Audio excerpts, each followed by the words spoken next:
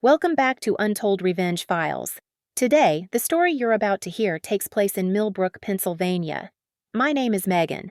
I'm 32 years old, and I'm a single mother who just discovered that the people who were supposed to protect me were actually the ones holding the knife. It was a Tuesday evening. I remember because Tuesdays were supposed to be our good days, the one day each week when I got off work early enough to pick up my daughter Lily from preschool myself instead of relying on my mother. Lily was 4 years old, with these big hazel eyes that seemed to absorb everything around her. She was watching cartoons in the living room of my parents' house when my entire world collapsed. Let me back up a little. 2 years earlier, my husband Marcus walked out on us. No warning, no real explanation. Just a note on the kitchen counter that said he needed to find himself. He found himself all right, in another state with a woman he'd been seeing for 8 months. The divorce was quick, ugly, and left me with nothing but Lily, a rusted Honda Civic, and more debt than I could count. I had no choice but to move back in with my parents, Sandra and David, in the house I'd grown up in, the house I had helped them buy. See, when my parents purchased this place 6 years ago, their credit wasn't great. My father had some medical bills from a surgery, and their debt-to-income ratio was too high. The bank wouldn't approve them without a cosigner. I was 26, had excellent credit from years of being responsible, and I loved my parents. Of course I signed. I never thought twice about it. That's what family does.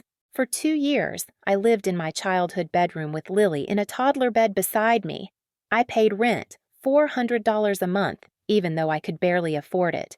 I bought groceries. I cleaned the house on weekends. I babysat when my parents wanted date nights. I did everything I could to not be a burden, but to my mother, I was always the disappointing one. My older brother Ryan was the golden child. He'd married Tiffany 3 years ago, a woman who wore designer clothes and looked at me like I was something stuck to the bottom of her shoe. They lived in a fancy condo downtown and visited my parents every Sunday for dinner. During those dinners, I was expected to cook, serve, and clean up while Ryan and Tiffany sat in the living room with my parents, laughing about their vacations and promotions. "Megan, the gravy needs more salt," my mother would call from the dining room. "Megan, Lily spilled something again." "Megan, why don't you put Lily to bed early so the adults can talk?" Before I tell you exactly what my mother did next, tell me, what time is it where you are right now and where are you watching from? I'm really curious to see how far this story will travel. That Tuesday, I walked into the living room with Lily's hand in mine. My parents were sitting on the couch. Ryan and Tiffany were there too, which was strange for a weekday. They all looked at me with these rehearsed expressions, like they'd been practicing. "Sit down, Megan," my mother said. Her voice was cold, formal. I sat in the armchair across from them, pulling Lily onto my lap. "We've been talking," my mother continued, gesturing to Ryan and Tiffany, "and we've decided that it's time for you to find your own place." My chest tightened. "What?" "You've been here 2 years," my father added, not meeting my eyes. "That's long enough. You need to stand on your own 2 feet. "We're giving you 2 weeks," my mother said flatly. "That should be plenty of time to find an apartment." I couldn't breathe. The room tilted slightly. Lily was looking up at me, confused by the tension she could feel, but not understand. "2 weeks?" I managed. "Mom, I can't find a place in 2 weeks. I don't have savings for a deposit. "That's not our problem," Tiffany interrupted, examining her manicure. "Ryan and I have been saying for months that you've overstayed your welcome. This house isn't a homeless shelter." Ryan nodded, not looking at me. My own brother. The boy I'd defended on playgrounds. The teenager I'd covered for when he snuck out at night. He just sat there. "Mommy?" Lily whispered, her small voice breaking through the fog. "Why is Grandma mad?" My mother's face didn't soften, not even for her granddaughter. "Grandma isn't mad, Lily. Mommy just needs to find you a new home." Those words, the way she said them, like we were strayed dogs being returned to the pound. I felt tears building but refused to let them fall. Not here, not in front of them. I stood up, holding Lily against my chest, and walked to our bedroom without another word. I closed the door, sat on the edge of my bed, and let my daughter play with her stuffed rabbit while I stared at the wall. My hands were shaking. My stomach felt hollow, carved out. I had given everything to this family. I had sacrificed my pride, my independence, my self-respect, and they threw me away like garbage in front of my child. I had no idea that what I remembered that night would finally break me and change everything. I didn't sleep that night. Lily curled up beside me, breathing softly, while I stared at the ceiling and replayed every word, every cold glance, every moment of cruelty I'd swallowed for 2 years. At 3 a.m., something sparked in my memory. The mortgage. I sat up slowly, careful not to wake Lily, and reached for my phone. I opened my banking app and navigated to my credit report. There it was, the mortgage for this house, still listed under my name as cosigner. I was legally tied to this property. My credit, my financial future, was connected to a house owned by people who had just thrown me out like trash. If they missed payments, my credit would suffer. If they defaulted, I'd be responsible. For years, I'd carried this invisible chain without even thinking about it. Not anymore. I opened my text messages and typed slowly, carefully, to my mother. "Since you've asked me to leave, I'll be contacting the bank to remove myself from the mortgage. I need to protect my credit for whatever comes next. I'm sure you and Dad can refinance on your own." I hit send at 3:47 a.m. By 6:15, my phone was exploding. My mother called 7 times. My father texted demanding I come downstairs immediately. Ryan sent a message that simply said, "What the hell, Megan?" I got Lily dressed for preschool, packed her breakfast, and walked past my family in the kitchen without acknowledging them. My mother grabbed my arm. "We need to talk about this mortgage nonsense," she hissed. I looked at her hand on my arm, then at her face. "You gave me 2 weeks to leave. I'm leaving, and I'm protecting myself in the process." "You can't just—" "Yes," I said quietly. "I can." I dropped Lily off at preschool, went to work, and spent my lunch break calling the mortgage company. The representative explained my options. I could request to be removed from the mortgage, but my parents would need to refinance in their names only. If they couldn't qualify, the situation would become complicated. They'd either need a new cosigner or enough income to qualify alone, she said. I knew they didn't have either. That evening, my parents ambushed me the moment I walked through the door. "We've reconsidered," my mother announced, her voice suddenly sweet. "You don't have to leave. We were too hasty. This is your home, too." My father nodded eagerly. Family should stick together. I looked at them, really looked. These were the same people who had humiliated me in front of my daughter less than 24 hours ago. Now they wanted me to pretend it never happened because they needed something from me. "No," I said. My mother blinked. "No?" "I'm moving out," I continued, "and I'm removing myself from the mortgage. I've already started the process. Now let me ask you this. Have you ever had someone only value you when they realized they needed you? When did you first recognize that pattern?" The following week, I found an ally in the most unexpected place. My coworker, a woman named Denise, who was 15 years older than me and had raised 3 kids alone, noticed something was wrong. "You've got that haunted look," she said over coffee. "I've worn that look. What happened?"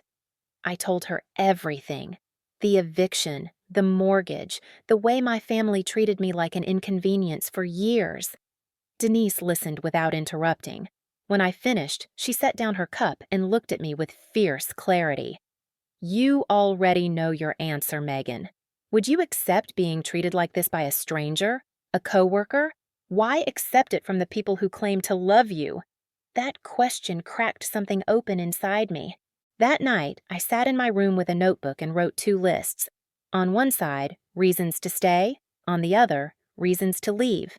The first side had 2 items, affordable rent and stability for Lily. The second side filled an entire page. Humiliation, disrespect, conditional love, teaching Lily that this treatment was acceptable, losing myself. I tore out the page, folded it carefully, and placed it in my wallet, a reminder of the choice I was making. The next morning, I woke up with swollen eyes and a quiet determination. For the first time in 2 years, I didn't feel afraid. I felt angry, and anger, I was learning, could be fuel. I called a property management company and scheduled 3 apartment viewings. I calculated my budget down to the penny. I started packing our things in boxes I got free from behind the grocery store. My mother watched me pack with growing panic. "You're being dramatic," she said. "This is all completely unnecessary." I didn't answer. I just kept packing. I was done begging for love from people who saw me as a convenience. It was time to build something that was truly mine. 4 months passed. Lily and I were living in a small 1-bedroom apartment 12 minutes from her preschool. It wasn't fancy. The kitchen was tiny. The walls were thin, and I could hear my neighbor's television through the shared wall, but every square foot of it was ours. I'd set up Lily's corner of the bedroom with fairy lights and her favorite stuffed animals. We had a small table where we ate dinner together every night, just the two of us, without judgment or criticism. We had routines, stability, peace. The first night in our apartment, Lily had looked around with wide eyes and asked, "Is this our forever home, Mommy?" "This is our safe home," I'd told her. "And we're going to be happy here." Work had improved, too. Denise had recommended me for a promotion to office coordinator, and I'd gotten it, along with a small raise that made the difference between surviving and actually living. I started a small emergency fund. I enrolled in an online bookkeeping course that I studied after Lily went to bed.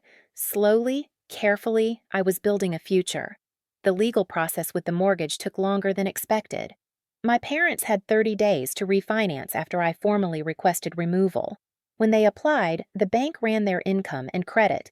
Without my salary in the picture, they didn't qualify. Not even close. Ryan tried to co-sign for them, but his debt-to-income ratio was stretched thin from the fancy condo and Tiffany's shopping habits. The refinance was denied. I heard about this from my cousin Natalie, who was the only family member still talking to me. She called one Sunday afternoon while Lily was napping. "They're having to sell the house," Natalie said quietly. "The market isn't great right now, so they're going to lose money. They're looking at condos in Westbrook. You know, those smaller units near the highway." I let that information settle over me. The house I'd helped them buy. The house where I'd been humiliated and discarded. They were losing it. "How's my mom taking it?" I asked, not sure I wanted to know. Natalie paused. "She's telling everyone it's your fault, that you sabotaged the family over a misunderstanding." "A misunderstanding," I repeated flatly. "I know," Natalie said. "I was there for Easter 2 years ago when she made you eat in the kitchen because there wasn't enough room at the table. There was plenty of room, Megan. She just didn't want you there. I should have said something then. I'm sorry." That apology meant more than she knew. 3 weeks later, I ran into Tiffany at the grocery store. She was in the organic section holding a bunch of kale when she spotted me. Her face twisted into something ugly. "I hope you're proud of yourself," she spat. "You've destroyed your parents. They're going to be living in some tiny apartment because of your pettiness." I looked at her calmly. This woman who had called my mother's house a homeless shelter while I was struggling to provide for my daughter. "I didn't destroy anything," I said. "I protected myself and my daughter. Your husband could have co-signed if you really wanted to help them. Why didn't he?" Tiffany's face flushed red. She had no answer. "That's what I thought," I said. "Enjoy your kale. Here's something I want to ask you. Have you ever stood up for yourself and felt that mix of terror and power at the same time? What was that moment for you?" By month 6, the house had sold. My parents moved into a 2-bedroom condo that was a third of the size. Ryan and Tiffany, who had been so present during Sunday dinners in the big house, suddenly became very busy. Their visits dropped from weekly to monthly to almost never. Natalie told me the family dinners had stopped entirely. Without the impressive house to show off, without me there to cook and clean and serve, there was nothing holding them together. The illusion had shattered. Knowing my mother lost the house should have felt like victory. Instead, it felt like balance, like a scale that had been tipped against me for years had finally leveled out. I didn't celebrate. I didn't gloat. I just kept building my life with Lily, one quiet day at a time. I finished my bookkeeping course and started freelancing on weekends. Lily started swimming lessons. We made friends with our neighbors, a retired teacher named Gloria who babysat sometimes, and a young couple with a son Lily's age. I had created something I never had growing up, a chosen family. People who showed up because they wanted to, not because they were obligated. People who saw me, really saw me, and didn't find me lacking. I wondered sometimes if I should reach out to my parents, extend an olive branch, try to repair what had been broken. And then I remembered Lily's face when my mother told her that Mommy needs to find you a new home. Some things couldn't be unpacked that easily. A year and a half had passed since we moved into our apartment. Lily was almost 6 now, starting kindergarten in the fall. She had friends, confidence, and a mother who was finally learning to stand tall.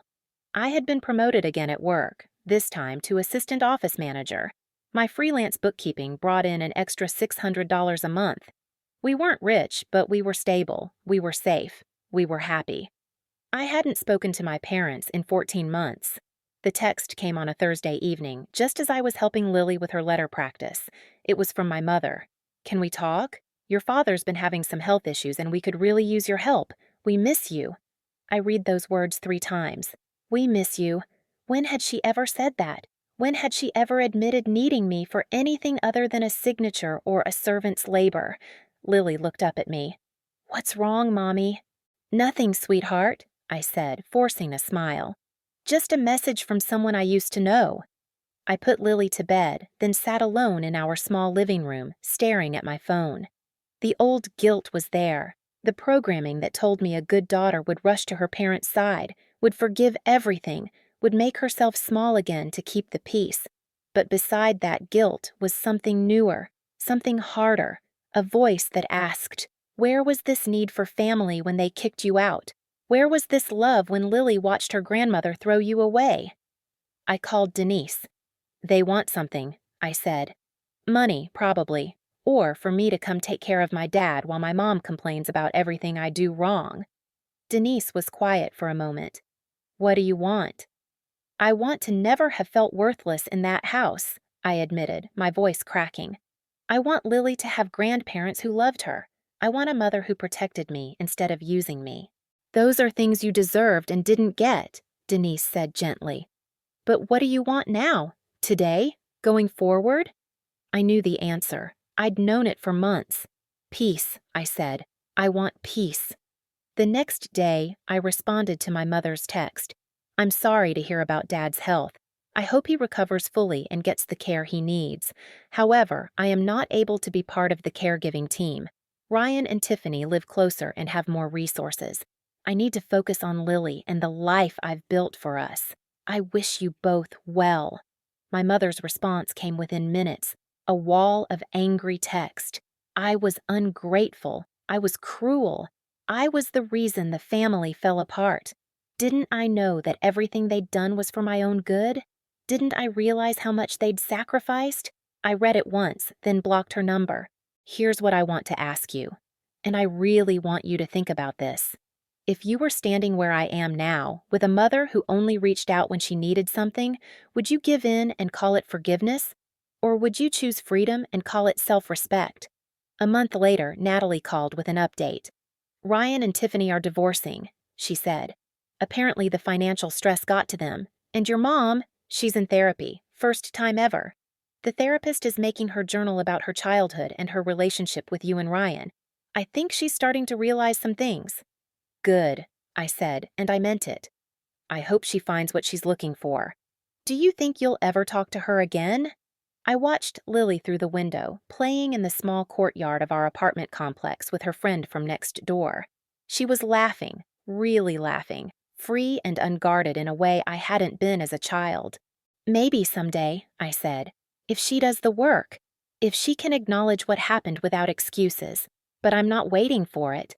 I'm not putting my life on hold for a reconciliation that might never come."